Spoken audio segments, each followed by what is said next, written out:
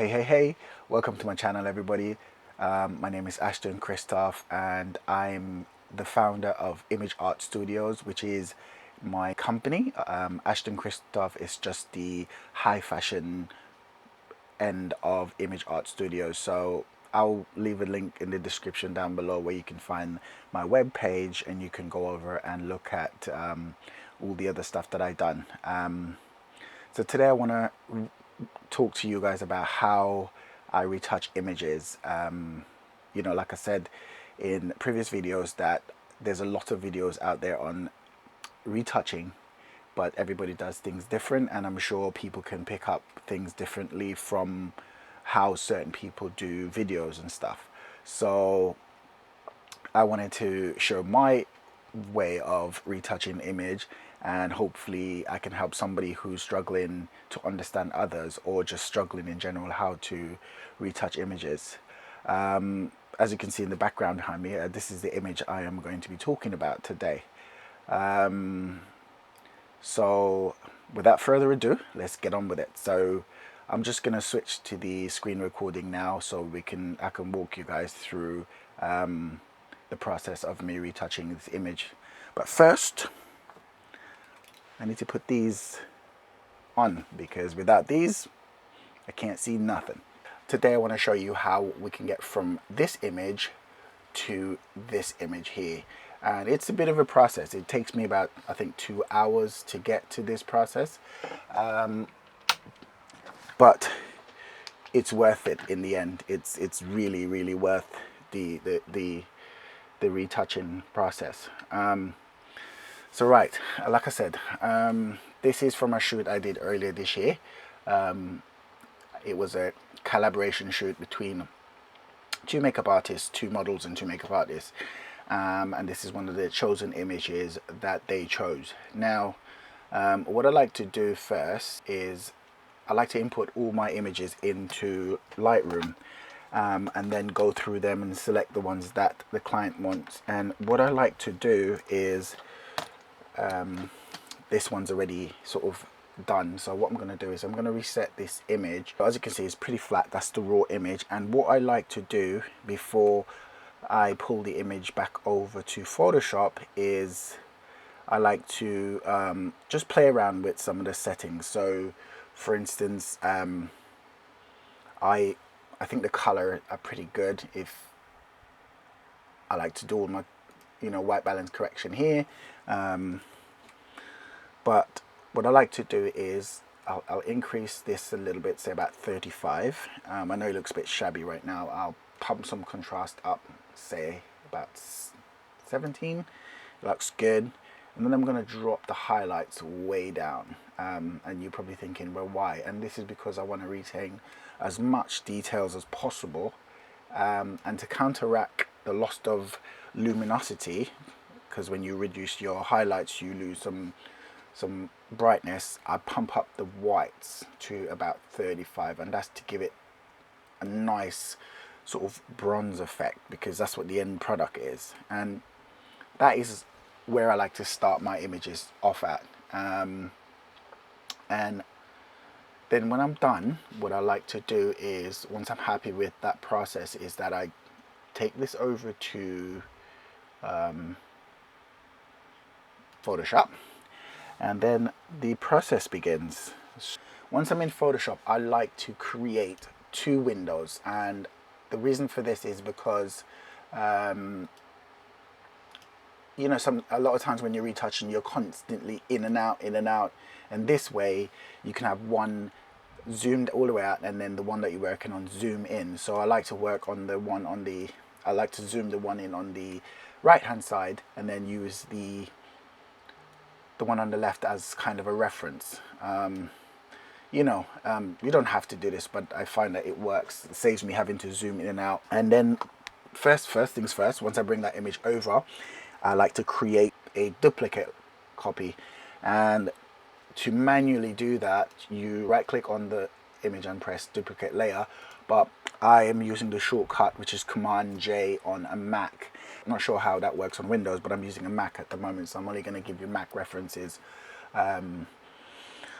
for the shortcuts, because I haven't used Windows in a long time, so I'm not aware of the shortcuts on this. I'm not going to tell you guys what it is and then giving you wrong information. Right, so once I've duplicate the layer, I like to use frequency separation. Now I use the Beauty Touch panel, and that is by Retouching Academy. Now you guys might think this is to be a cheat, but sometimes when you are working with lots of clients and work's demandable, you need to find a process that makes your work quicker.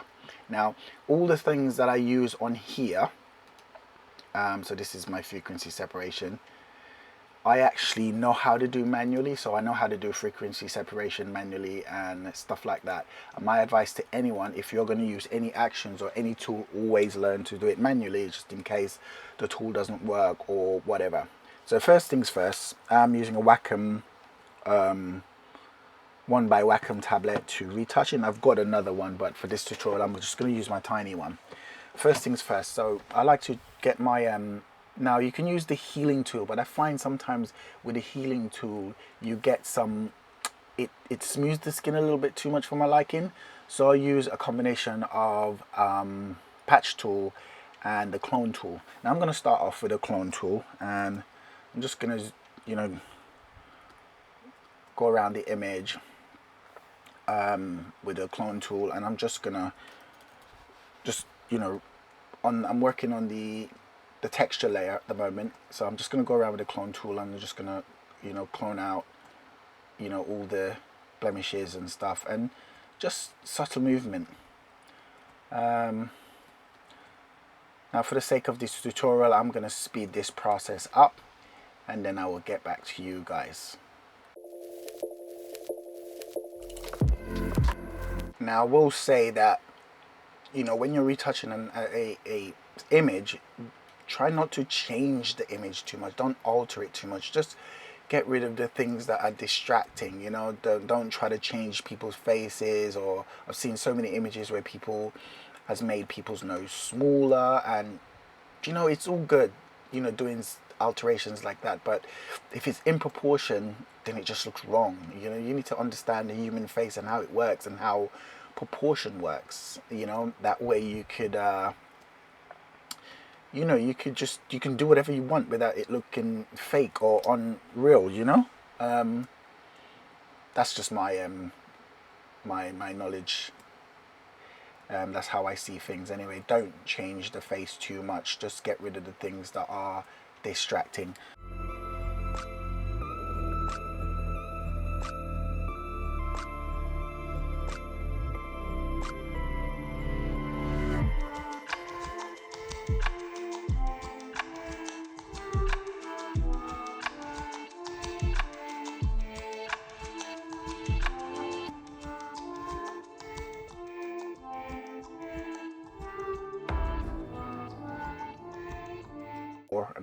Before and after, and that's just all the blemishes on the face. I like to leave this area here till last, but I like to get rid of that. So once I've done that, I am going to now use a stamp visible, and again I'm using shortcuts because it just saves me so much time. And then I'm going to create another layer. Always work on a copy of the original so you can always go back. Once I've done that, now I'm going to do dodge and burn, and I'm going to use a black mask to help me see the blemishes a lot better. And I like to go into my curves and I like to reduce it and look at that. So this shows me where all the bits that needs to be darkened and lighting. And then once I've done that, I'm going to just go around the face.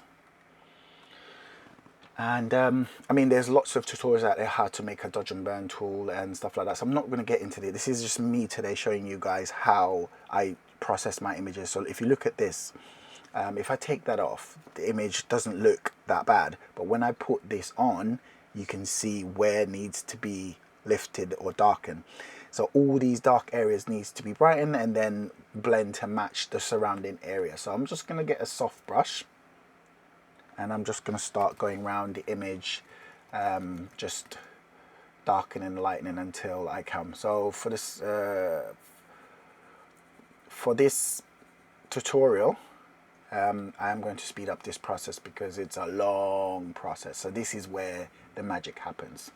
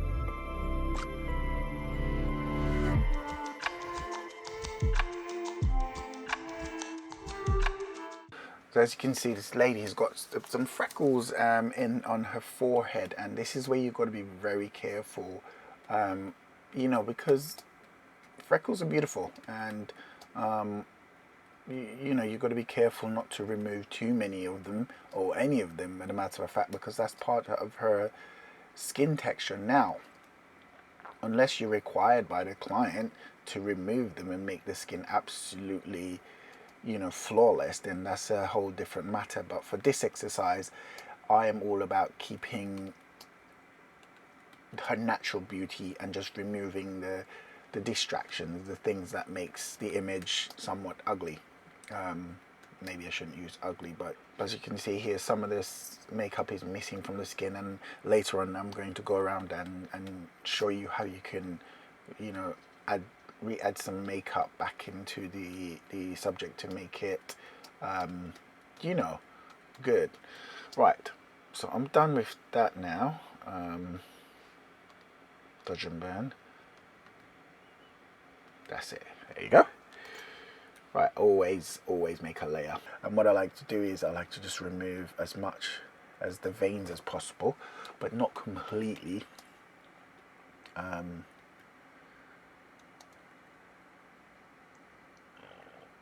just keep going. We're going to fix all of that later. Keep going. Get rid of all of that as much as possible. And guys, if you got a slow machine, I recommend that you don't stamp visible too much, but you know, process the images as you go along, because the more layers you have on some machine, that might just slow down your flow. So here, I don't mind using it here because there's not much detail. Now I want to tackle the lips, so I want to like I said, it's just shortcuts because it works for me. And I want to just maybe just bring in her face just a tad, because I feel like, you know, it's sometimes the lenses that you use can make someone look, you know, really a lot bigger than they are. Some people just like to reference the lip and bring it into here, but I like to actually pull the whole lip in and just literally, just not too much, because those are the shape of her lips. Just like to, you know, make them a little bit bigger because the top lip is a bit thin, so I love to plump that up a tiny bit.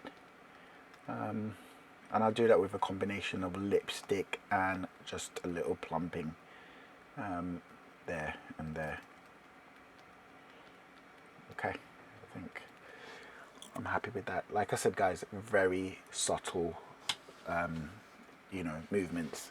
Then I want to maybe go back in there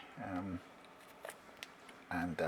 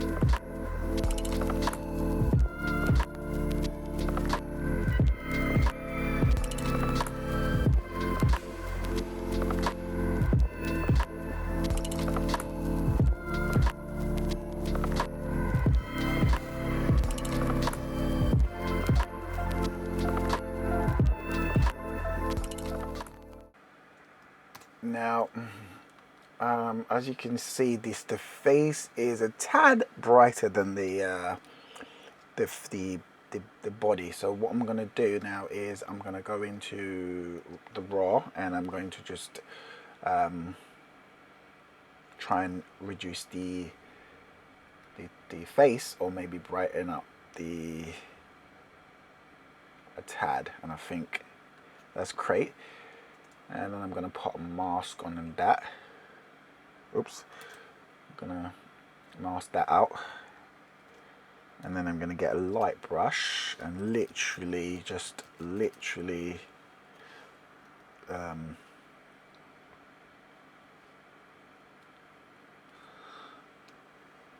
bring that body up to match the face a tad.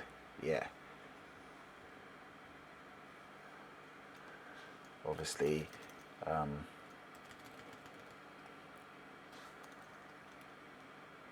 keep the shadows area okay, but just this bit here needs a little bit of bright, and that's better.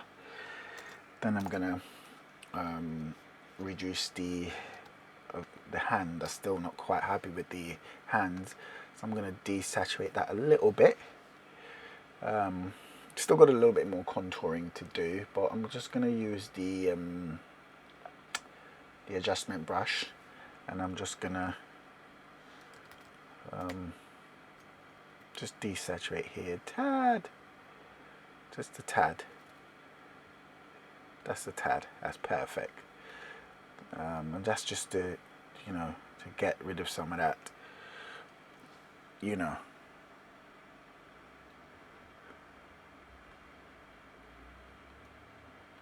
That's perfect. Now I'm just going to bring that down this tad. And then I'm going to I want to pop the lips a little bit. So how I do that is that I use just the white brush. And I just sort of draw just a line, just a highlighter, just a bit of that. And then I double click on here, and then I press Alt and split this, and what this does is it allows me to have more control over how much shine I want on the lips, and I can also put some on the top if I want to, and that just gives it a little bit of a shine in the lips. And I like to turn that down a tad because obviously it's not that shiny. Once I'm happy with that, I'm going to work on the eyes a little bit, just make them a little bit more, just give them a little bit of a pop. So I like to use the Magic Smile, and you're thinking Magic Smile, but it actually works well on the eyes, and all that does is just brighten the eyes a bit. As you can see, it just gives the eyes a bit more of a pop. And I'm going to then go back into, do you know what I mean? I'm going to just gives the eyes a pop, but I don't like them when they're too bright, so I'll turn that down, and then you just flick it on and see, because it still needs to be, real. Okay, I'm happy with that.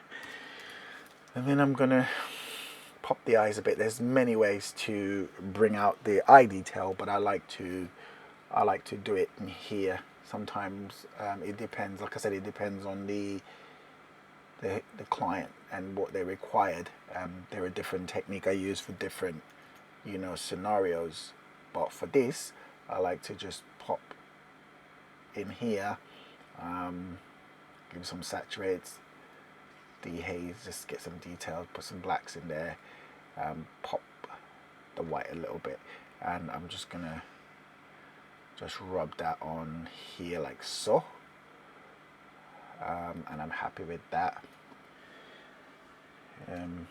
Very, very subtle movement, but for me that's fine. And then I want to make that purple pop just a tad, give some more saturation to the lips and to the eyes. So I'm gonna give it a bit more of a vibrant sat, just a tad, give the skin some color. I want to give the overall skin a nice slight pop to the skin, not too much. Oh, that's too much there. Just A little bit there. I think we're good there. Yeah, we're good. Let's see where we are. I think we're almost done here, to be honest.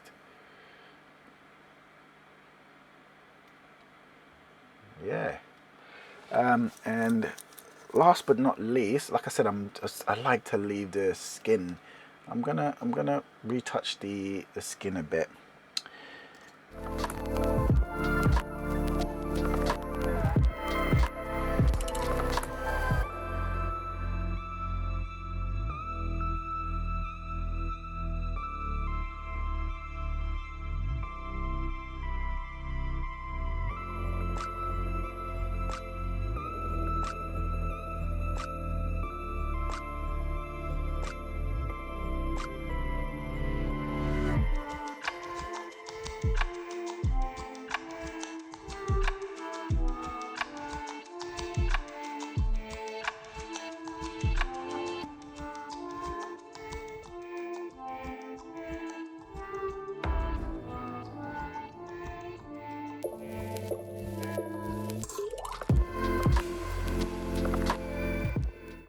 When that is finished, what I then do is that I save that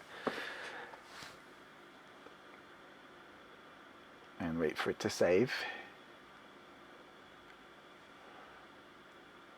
Close that down and it's here. So original, finished product. And there you have it, guys. Before on the left and after on the right. So there's a lot more things you can do to this image to make them that much more prestige, but again, it depends on the client you're working for and what they ask of you. So this was just for my tutorial. If you have any questions, I'm happy to answer any questions. I'm gonna link my web page in the description down below so you can check out the other stuff that I do, and I'm going to be doing a lot more of these in the future, and also some behind the scenes when I'm out doing photos and etc. Thanks again for coming to my channel, and like, subscribe, share the love. Peace out.